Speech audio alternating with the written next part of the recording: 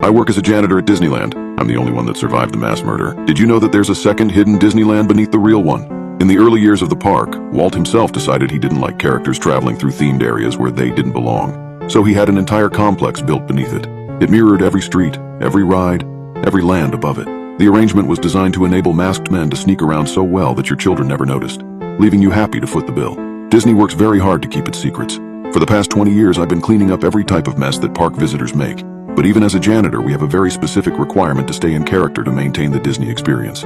It's a lot easier than you'd think, given the fact that we've been watching you from the very moment your tumbly got rumbly.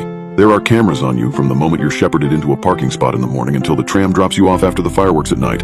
Working at Disneyland is fine, as long as you know your place. I learned that pretty quickly. The first lesson sticks out in my mind. I'd been on the job just over a year when a distraught-looking couple came to me and asked where they should go to inquire about a missing child. I was in the zone immediately, leading them straight to the office on Main Street while explaining how park employees would have their daughter escorted through the underground passages directly into their waiting arms. Upon arriving at the office, I opened the door to let them inside, then turned around. I was only turned away for a few seconds, but when I turned back, they were gone. I was searching furiously for them when the head of security emerged, looking grim. I had gotten maybe 3 words out when he cut me off. "Everything is fine, Sid. The parents have been reunited with their son. It was a daughter." "That's right, their daughter. Why don't you take some time off? A week's paid vacation would give you enough time to visit Orlando. Did you know that park associates are entitled to complimentary park tickets and travel reimbursements? But it could be much longer than a week, Sid," he grumbled, with a note of very grave finality. I decided to take the plane tickets, but instead of doing the organized activities, I decided to do my own thing and go to the beach. The following few years, I continued my job as normal, doing pretty well for myself. I'd learned not to question the peculiar stuff that goes on here. I didn't question why our electric meters would occasionally record 10,000 megawatt hours used between closing at night and opening the next morning, even though everything seemed like it was turned off at night. There was no reason to ask why a dozen staff members frequently spent the night furiously cooking food that none of the night staff ever ate. I never inquired about why there was a yellow door in the passageway under Adventureland, or why I got vertigo every time I drove by it. And no one ever questioned the firm policy of distraught families that had been separated. They always said to just get them out of sight, saying it would break the Disney immersion if they were seen being distraught in public. That reason was always good enough for me. But the strangest thing ever to happen was just a couple of weeks ago. I was in the underground Disneyland, spending my break by trying to forget the poopy accident I'd had to fix in the Alice in Wonderland ride. A costumed Mickey Mouse came into the lounge, looked at me, then sat on the opposite couch with his legs crossed. I smiled, nodded, and tried to zone out, which is hard to do when a cartoon mouse is staring at you. And why was he still a mouse? The first thing that I do upon stepping off stage is to drop my smile, let out a fart, and ease into relaxation mode. Why wouldn't someone take the first opportunity to doff a ridiculous mouse head? I stared back. He didn't move. It wasn't pleasant.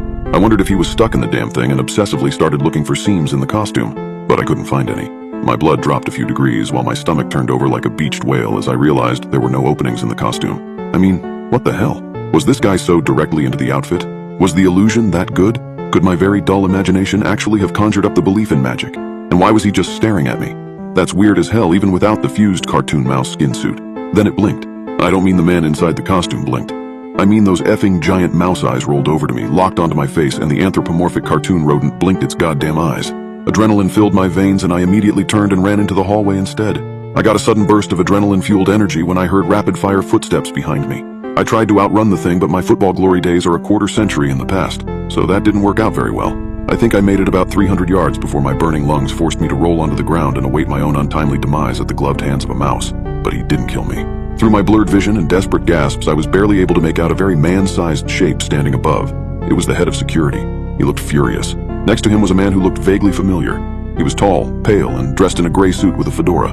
He did not look like he'd been running at all. "Well, Sid," the head of security casually shouted, clearly less winded than I was. "How about we send you to Europe for this vacation?" A bit weird. They offered me a vacation when I'd done nothing to deserve it, really. But I'm in Italy now. A few days ago, I started reading about other people who were coming out online about their Disney experiences. I stopped being able to accept the denial that I had worked so hard to maintain. I also noticed that a lot of other people on my tour had connections to Disney, despite the fact we had never met before and were not part of a Disney-sanctioned tour. It seemed that we'd been gathered together on purpose, but someone clearly didn't want us to know what that purpose might be. It was a very odd situation at best, so I did exactly what I'd been taught to do. I separated myself from the situation. That's the best way to keep things clean. I didn't show up for the day trip to Genoa, and in doing so, I stayed away from the bridge collapse a few days back that killed everyone else in my tour group. I'm the only one left to tell my story, and that story will end with me making it very, very clear that I won't be going back home. I think I'll be much safer living anonymously in Europe. Disneyland is hiding something big, and their greatest strength is making you believe the magic isn't real.